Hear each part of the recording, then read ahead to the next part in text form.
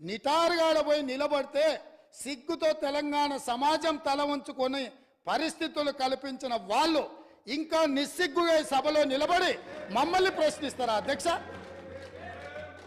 ఆనాడు జరిగిన తప్పిదాలను సరిదిద్దడానికి ఉమ్మడి రాష్ట్రంలో సమైక్య పాలనలో తీసుకుంటున్న నిర్ణయాలు తెలంగాణ సమాజానికి మేలు చేకూర్చడం లేదు అనే ఎన్నో ఒడిదుడుకులను ఎదుర్కొని 4 కోట్ల తెలంగాణ ప్రజలకు 60 సంవత్సరాల ఆకాంక్షను అమలు చేయడానికి శ్రీమతి సోనియా గాంధీ గారు తెలంగాణ రాష్ట్రం ఇచ్చింది అధ్యక్ష.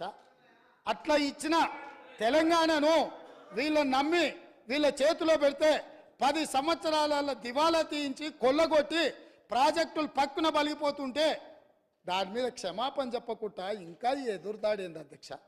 ఏంది ఇదా అధ్యక్ష పద్ధతి? ఈ నివేదికను కాదంటాడా? ఈ నివేదిక వాళ్ళు అధికారులను వాళ్ళు నియమించలేదంటాడా? లేకపోతే ఈ నివేదిక సంబంధం లేదా?